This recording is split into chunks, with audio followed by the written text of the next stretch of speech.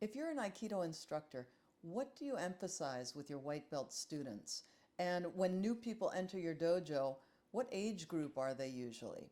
And if you're not an instructor, what really resonates with you? What do you do at your dojo that keeps you wanting to come back for more? What interests you? What's exciting? What's fun? Today's video is from a class during our 5-day summer camp in Los Angeles last August. It was a white belts only class. Most of the participants were in their 20s and early 30s, late 20s, early 30s. It was the third day of camp and towards the end of class, so they were getting a little bit fried, so to speak, hard to focus. So my goal was to simply get them to move, keep moving, and to keep them flexible, and of course, to keep them safe. Excuse me. We had been working on Ikkyo and spatial awareness. So at this point in the class, I switched to a variation of Ikkyo that I liken to tug-of-war. When you watch the video, it'll make sense. People usually have a lot of fun with this variation, and it's pretty dynamic. I also had a few participants on Zoom that day. Some of them were members of my teacher training course. So at one point in the class, I came over to the camera to share with them my goal for the class and my thoughts on how to support the white belt participants in the program and in their progress. I hope today's video will give you some insight, inspiration, and motivation to help you make the most of your training and take your Aikido to the next level. Let's check it out.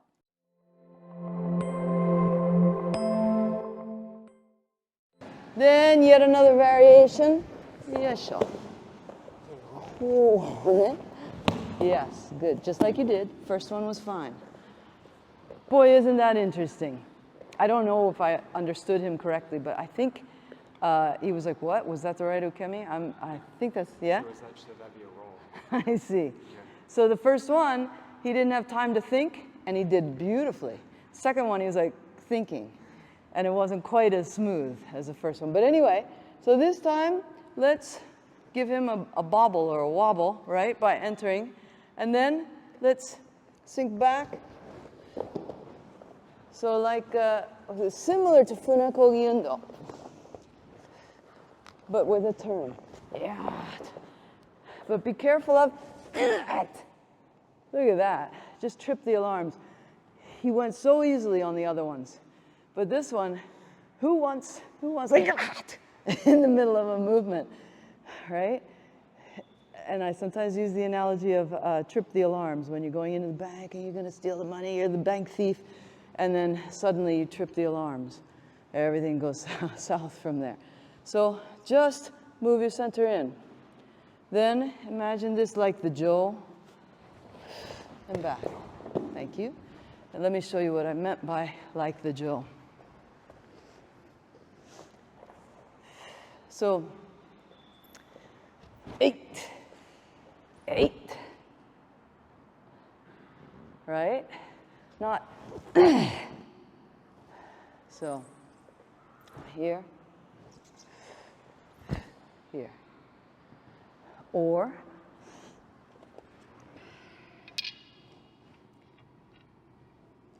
I don't know if American kids play a lot of tug-of-war still, but we did when we were kids, when I was a kid.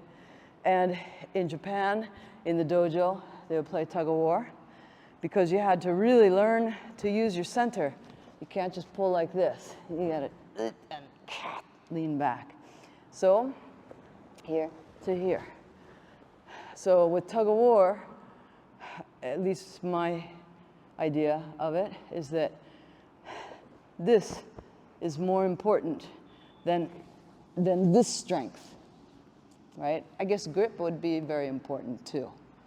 But God, this, being able to pull back with your center. So let's let the arms stay loose so that we don't trip the alarms for him. And just here. And it's possible that he won't do this beautiful, swan dive on his stomach. Different ones of us are more comfortable falling and rolling and hitting the ground, or different people are more athletic than other people. become more comfortable in their body. So anyway. Hey, we'll get back to the video in just a moment, but I just wanted to give you a gift for joining me today.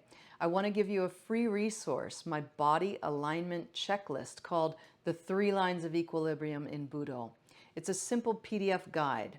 The checklist will help you begin to identify and eliminate any ineffective or harmful patterns of movement so that you can preserve your body and improve your technique and continue training for years to come. You can download it at leah-suzuki.com/body alignment checklist with hyphens, or just click on the link in the description below. I hope you enjoy the gift, and I hope you take action on it. Now let's get back to the video. But you don't want to, wherever he's at, you don't want to take him backwards in his athleticism by tripping the alarms. So just in, so that he wants to regain, and then allow him to regain and take him further. So also in tug-of-war, you go like this, this, this, this, then this. You don't go that, right? Because the rope doesn't have its own momentum, I think, right? Probably not. So you go like this, and then this. If you wanted to take it lower, you could go lower, lower, lower, lower. So if you're an Aikidoka and you're used to Ikkyo, then of course, yeah, sure, it makes sense to do this then. But let's get rid of Ikkyo for a moment, all right? Here. Cool, not. Not turning like this. Not here. That's Ikkyo. Nothing wrong with it. But let's study a different thing right now. Here. Ooh. Okay? I go ahead. And Zoom people. I think, well, we've got all 3 of you have a lot of years of experience. And hopefully you're able to hear me. What's going on here? Great. What's going on here is that I got here and I found a bunch of white belts, and the oldest one is 40. So really my objective tonight, so the class would have looked different if I had 5 or 10 black belts, or a whole bunch of people 50, 60 years old. Would have been different. What I want to do right now is stretch their brain, kind of, and just get them to move, and to move in all different ways, and pay attention to their partner, and get their workout, because again, they're in their 20s and 30s, and I was an endorphin junkie in my 20s and 30s, so I think that's what they want. So anyway, just thought I would fill you in on that, so you can see what's going on, since some of you are in the teacher training program as well.